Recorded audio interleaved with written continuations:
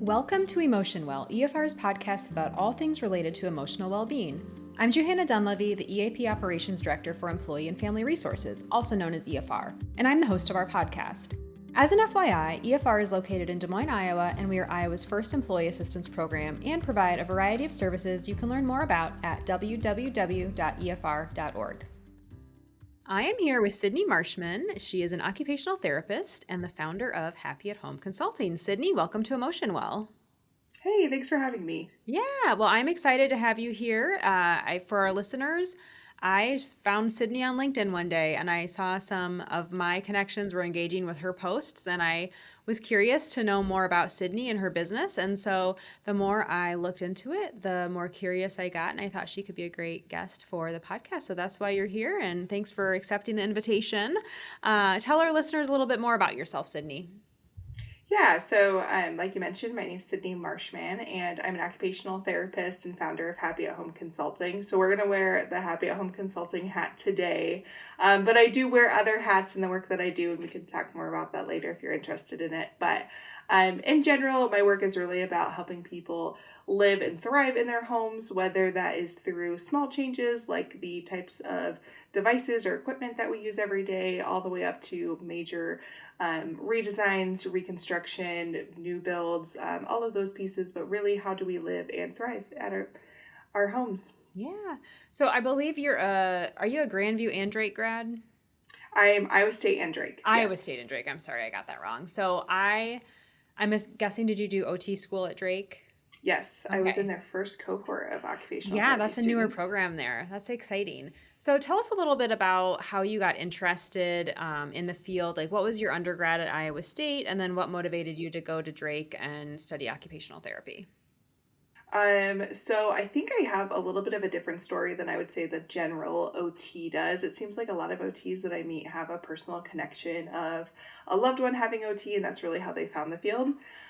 For me, I actually remember in 8th grade, like sitting down and taking your, I don't know, like an aptitude test sort of thing of like, what are you interested in doing? Where do your skills fit? And from that time moving forward, I actually wanted to be a medical doctor. Okay. And I started in 8th grade thinking that I wanted to do ophthalmology, which is like such a big goal. And I'm so appreciative of our ophthalmologist, but it was not a good fit for me. Yeah. And then I kind of transitioned into being interested in family practice. I really liked the idea of building long-lasting relationships with people and really navigating life's transitions in a lot of ways. And then I worked in family practice for a little bit, decided that you don't even get enough time with someone to really like build that level of relationship that I was looking for. So kind of my first year at Iowa State, I was having a little bit of an identity crisis. Like, I don't know if I can commit to medical school and doing all the things. I also was struggling to pass calculus. And, for 15 minutes with someone, maybe twice a year. Yeah. Or maybe when they're cold and snuffly and just now ready for antibiotics. And I know family medicine is so much more than that. But I really wanted these like long-lasting relationships with people and working collaboratively with them. And at that time, I didn't think medicine was the right fit for that. Okay. So I went to my advisor. I said, help me make sense of this. And he really recommended occupational therapy. And I stuck with it. And here we are with some like bumps along the way. The first OT I shadowed was like not the OT that I do and not the way that I practice, but still like a learning opportunity and just, a really good intro to the breadth that is OT now. Yeah. So what was your undergraduate then? What did you decide on for an undergraduate degree? Yes. So I was originally in biology. I transitioned into kinesiology with a public health focus. Okay. That makes sense. And I will tell you, I purely did that because I could get done in 3 years rather than 4. Okay. That my like college credits in high school, they just magically fit better into that degree than bio and with the labs. And that was kind of just a means to the end kind of thing, as I knew I would be going on. But I really reflect a lot on my undergrad degree and the work that I do now being very community focused Yeah. and very community based, that I use a lot of that knowledge. And I can tell now that I'm like, oh, we have the same undergrad. Yeah. Like the people that I work with, and Yes. I'm like, oh, we like have the same mindset. That's so Yes. Yeah, interesting. no, that sounds like the perfect kind of segue into OT. When you were saying that, you were a freshman and you're kind of having an identity crisis, and we're not here to talk about that in particular, but I just think it's something good to remind people of, especially younger listeners.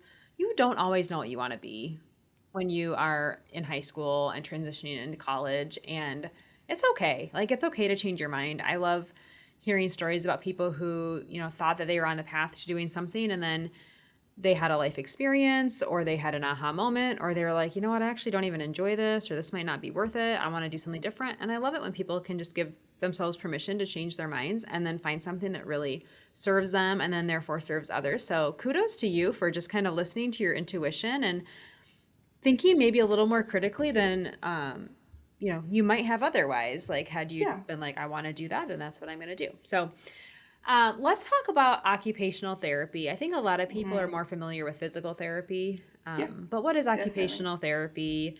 What is the science behind it? Why would someone maybe see an occupational therapist? And let's kind of lay the groundwork for that before we get into some more specifics around the work that you do. Yeah, so broadly speaking, PT and OT are very similar disciplines. And I think PT has, definitely they have this marketing thing down. People know when to seek a PT, they know how to seek a PT. They definitely have the marketing piece down way more than OT does, to the point that sometimes OTs are confused as PTs. Yeah. So you probably may have already interacted with an OT and you maybe didn't know it. But that's, I think, in part due to just the large breadth of our profession. So I really think of OT kind of like the common phrases is that PT will help you get where you're going, OT will help you do what you're going to do when you get there, Okay. for example. So that's kind of what I would say is the adult phrase of when you're in the hospital, PT is going to work with you on maybe walking and ambulating, versus OT is going to make sure, like, oh, can you actually get yourself on and off the toilet? Yeah. Can you like take care of yourself in It's the more like shower? Can you wash functional, everything? like the, Yes, it's very functional. yeah. I personally, I just kind of have been thinking about why I was interested in OT and why I find myself really sitting in my profession now, just being so proud of it, is that OT really is that like age old phrase of teach a man to fish, he'll feed himself for a lifetime. Mm-hmm. And sometimes that can be polarizing, right? Because there is a lot of different opinions on what kind of supports we give to people to help Sure. them kind of level up their life. And OT is kind of the great in between of, I recognize that not everybody has the exact tools that they need. And how do I get them those tools? How do I either change how they're doing the task? How do I provide them with the right tools to do the task? How do I connect them with the right resources to get the task done? And it's really about increasing independence for that person rather than just saying, here's this thing, case closed. Yeah. When I think so much of this ties directly back to someone's quality of life and, their emotional well-being, because if you are struggling with activities of daily living or, I think people hear the word, fitness and they think, oh, like I'm going to be fit and I'm going to be able to do powerlifting or a hot yoga class or run a marathon. It's like, no, functional fitness. Like, do you want to be able to tie Yes. your shoes? Do you want to be able to walk upstairs? Do you want to be able to just go for a walk? Those functional kind of basic things I think are so important for people to Yeah. understand. Um, And OT has such a good overlap into mental health. OT was actually started in the mental health realm. Interesting. Tell me more. Yes. So OT actually started in 1917, Okay. after the First World War, when we realized that people returning from war weren't integrating back into our society maybe as we Interesting. expected them to after what we now call PTSD. Yeah. So we use occupations to engage people to, give a sense of purpose, to find the things that people are interested in doing and that kind of fill their cup to feel better about their day, their life, Yeah. their trajectory. Yeah. And that's just how our profession has then branched out into now that we work with kids and talking about how do we help kids to then grow up well to be able to participate as adults, and all these other kind of facets of our profession. Yeah. I did not know that. So that's very Yeah. interesting. And as time evolves and as people have more, relatable experiences, like you said, it used to not be called PTSD, but now we understand that people who have maybe served in, wartime come back with some kind of trauma, or maybe they have any PTSD can be related to any kind of trauma, but it's often, I think, associated with veterans and people who've served. Yeah. But that's interesting. I didn't know that there was a connection there. So thank you for sharing that. How did you settle on, like, what population do you like to work with? What's your target audience per se? Well, we talk about, we started this with like, what do you want to do with your life? And that felt very centric to younger adults. And like, it's okay not to know what you want to do. I still don't know what I want to do. Yeah, that's okay. Yeah, it's okay. And it's because I really find interest in so many different aspects in my profession. I love working with older adults. Happy at Home Consulting was started based on an experience in our family, caring for my Nana growing up, and just seeing her trajectory and aging in place, that I really found, we needed to be providing more. And that's why Happy at Home Consulting started. But as things have progressed and got going, really seeing so many other populations I love working with, individuals with disabilities. How are we, accommodating individuals' disabilities and really integrating people into our community, regardless if you have an identified disability or not. How are we providing you access? How are we being inclusive? All of those pieces. Other interest areas, I feel like I could go down a whole rabbit hole. I love the idea of like looking at more environmental modifications for individuals who are neurodivergent. All of these pieces that I feel like OT has a little piece in, but it's very collaborative. Sure. Most of the people that I work with, they already have an established care team. And I think that's where I flourish is, okay, you've done all of these pieces. Now, how can we level that up just a little bit? Yeah, What piece can I add? absolutely. And I also think it takes a village, right? So, like, no matter what someone's going through, it might be a combination of a medical doctor, an occupational therapist, a mental health counselor, some resource in their community, and then, a loved one. And I just think it's important that we look at the bigger picture when people are trying to either, recover, or they have recovered from something and they're looking to maintain good health. It takes a lot of different moving parts to support someone, and there's not really one single support that probably covers everything. It's like Right. I said, very collaborative. Um, Yeah. so I think one of the reasons I was interested in some of the content you were sharing on LinkedIn was because I have one living parent, and my dad passed away a few years ago, and I noticed a big difference in his ability and mobility from mid 70s to early 80s. And he passed away at age 83. And my mom, who's now in her early 80s, I've kind of noticed the same thing. I think just over time, and both of my parents were relatively active. Like, I wouldn't say they were sedentary, or my mom's not sedentary, but just natural decline with age, right? It Yeah. happens. Yeah. But I saw how much that really affected my dad's life and how it has started to affect my mom's life because they both had falls. So my dad fell and broke his Yeah. hip, and my mom has broken her femur.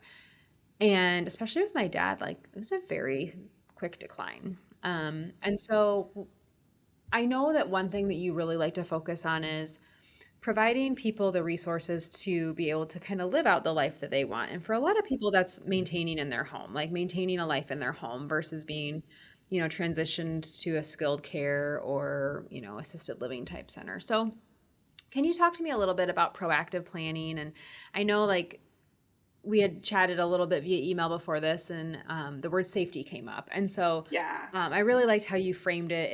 It's more about just being proactive, because it's not that things are not safe. It's just that we don't know what we don't know.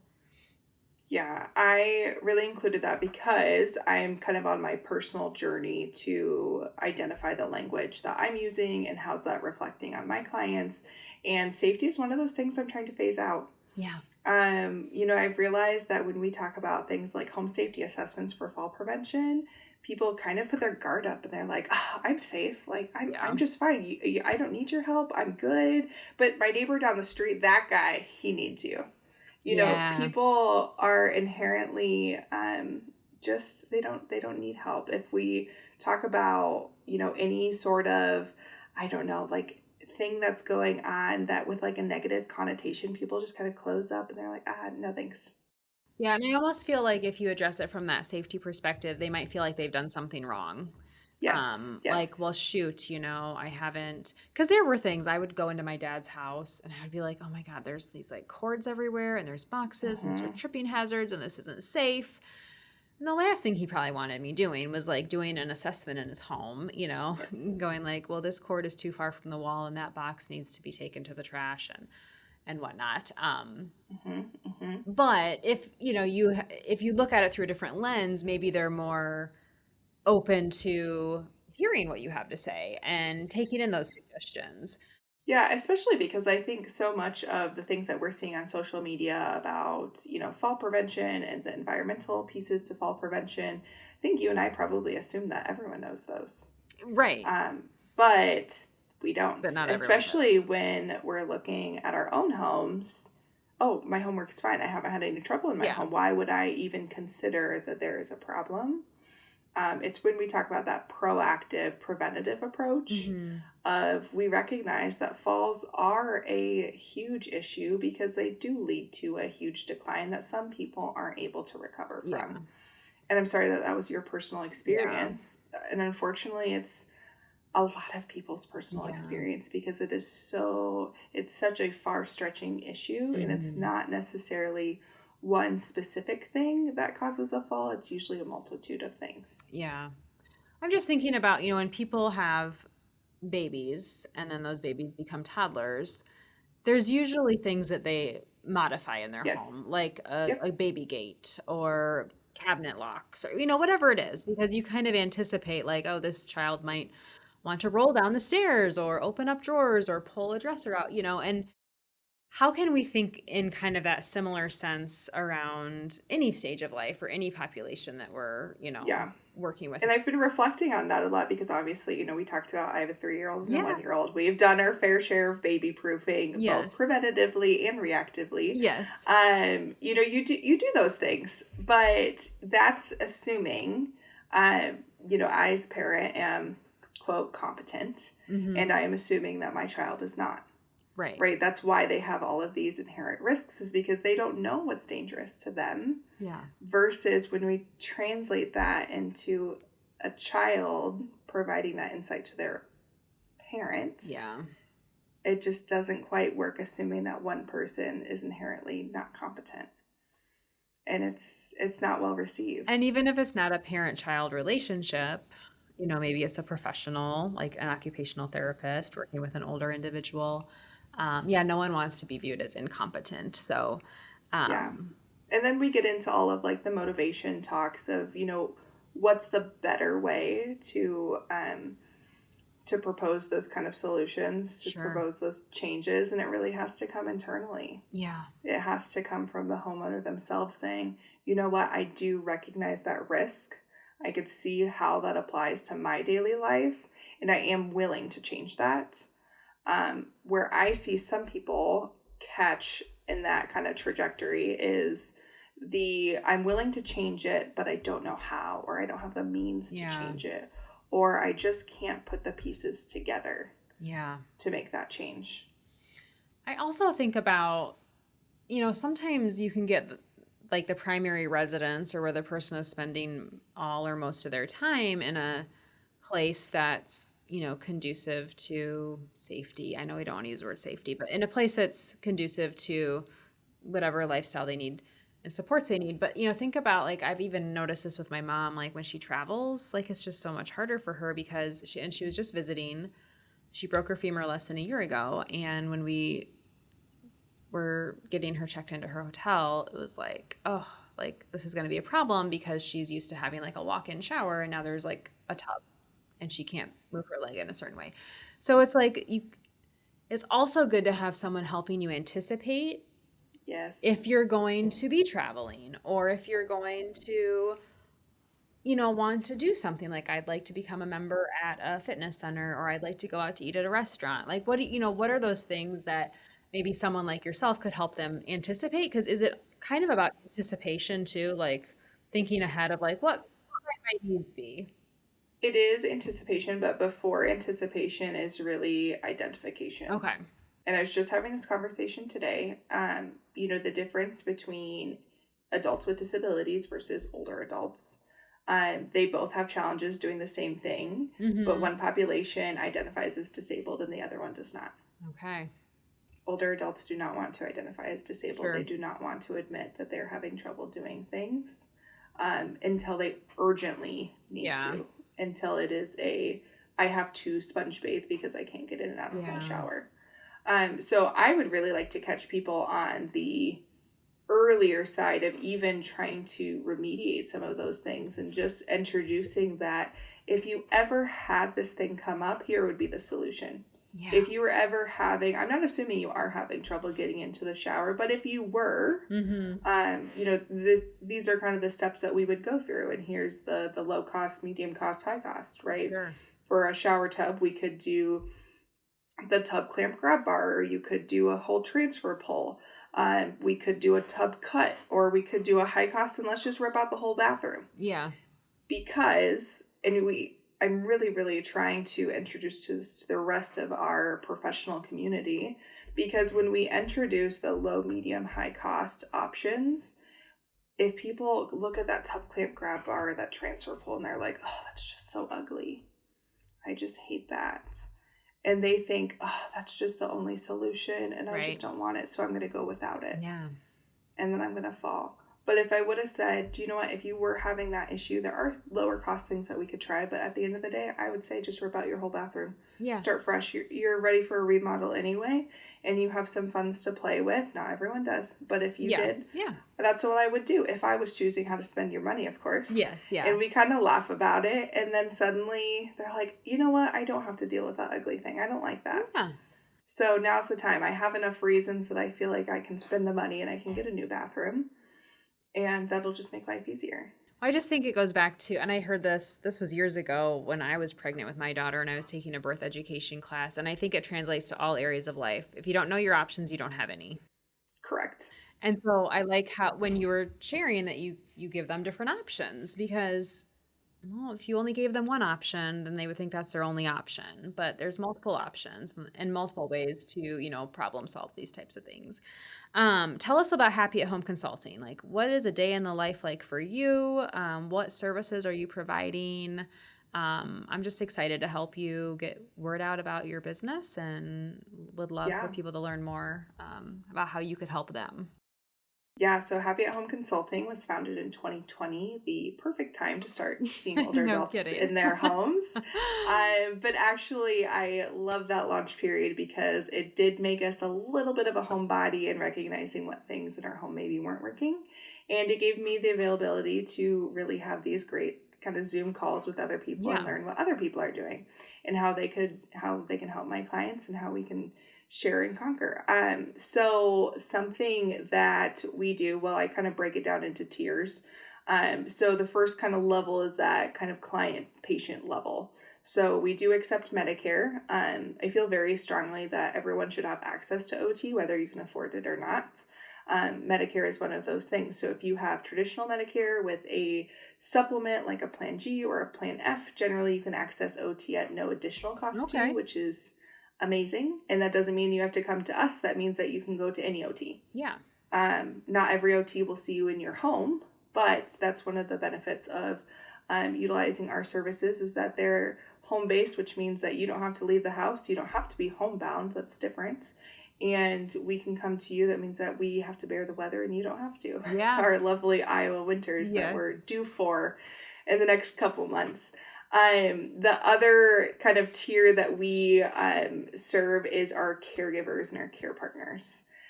So we provide a whole lot of handholding for our caregivers because, of course, we know there is a caregiver shortage in our nation, and there are a ton of unpaid caregivers. Yeah. So many family, friends, adult kids, you name it, someone is providing care to someone. And our numbers for that, I don't even have them up, but they are outrageous. The amount of money that we spend on unpaid caregiving that people are spending on their loved ones is just astronomical, quite frankly. So, really holding their hands, helping to understand what things would make your life easier as a caregiver and what things would make the life better for the person that you're caregiving for that's receiving the care. And actually, Medicare now has a caregiver training code. So that means that if your loved one is seeing an OT and they're working on, I don't know, shower transfers, for example, and you come up to me and you say, Sydney, I still need to help him in the shower, and I'm just not quite sure how to do that. The caregiver and I can meet just one Okay. on one without their loved one to talk about that and just to have a really candid conversation about, okay, what does that actually look like? Yeah. How, like, what kind of supports do you need to provide as a caregiver to help him feel as independent as possible, as confident, and help you avoid injury and avoid burnout. And that can be filed under the loved one's Medicare using Yep. that caregiver Yep. code. Okay, wow. That's Yes. great. So that's amazing. Yeah, That's that kind is of a newer amazing. introduction. Last but not least is our community partnership. So we have a lot of community partnerships with other organizations, whether that's an area agency on aging or Polk County, we're currently contracted with. Just other organizations who share our mission of helping older adults, individuals with disabilities age in place and really continue to be integrated in their community.